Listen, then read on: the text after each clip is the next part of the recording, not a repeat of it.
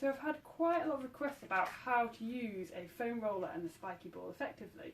Now there's quite a lot of research with the foam roller that is quite controversial on its clinical effectiveness, but in my opinion, from my own personal experience and also from the benefit that clients have found, I find it a really great way to kind of loosen off fascia and tissues pre and post run, to just as a general maintenance scheme. So with the foam roller, what I tend to suggest is just starting in a certain place, so usually at the calves.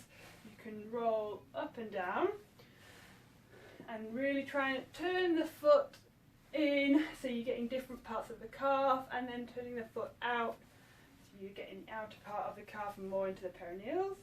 Then you can actually lie more into the side and actually get down into those perineals, which are the muscles that run down the outside of the shin on the outside. I would suggest sort of 10 rolls with each, then bringing that up into the hamstring and working up through the hamstring again.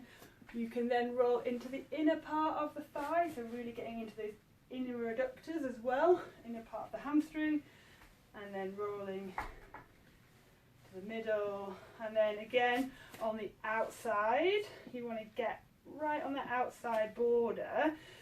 Now what I would suggest is not going directly onto the IT band, because that's really painful, and trying to stretch and foam roll an IT band isn't really going to achieve much, but actually getting the quads underneath will have some benefit. So you can just roll just directly underneath there.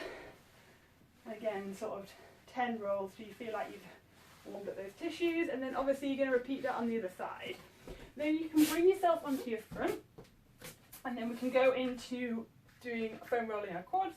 So again, into a sort of plank position. Now, aim with this is not letting the back drop, because that will cause some compression in the lower back. So try and keep sort of puff up through the shoulder blades to keep your lower back protected. And then again, you can do one at a time, or you can do two together. So I quite like doing two together because it gives it a little bit of stability. And again, rolling all the way down right to the top of the kneecap, all the way up to hip flexors, and then you can roll slightly on the outside of one leg, and then bring yourself over slightly on the outside of the other leg. Again, sort of 10 rolls just to loosen up all those muscles through there. Then what I suggest is actually to loosen off your thoracics. So to do this, you can bring it kind of just at the bottom of your rib cage, supporting the neck so that you're not going to strain that. Allow yourself to then lift up into a mini bridge position, and you're going to bring some extension through the thoracics. So just rolling through there, and actually it helps to open up the pecs as well. So you can get a nice stretch through your chest whilst you're doing this. You might get a few clicks or pops, that's okay. That's just getting the little gas bubbles from those joints and just stretching through there. Then you can actually come through the front and do some stretching into the pecs. So to do this, you can have the roller just underneath the pec region with the arm at the front, and then again you can roll the arm back and forth just to release through the pecs. It's quite uncomfortable, this one, but you do get a really good release with it. So just rolling through the pecs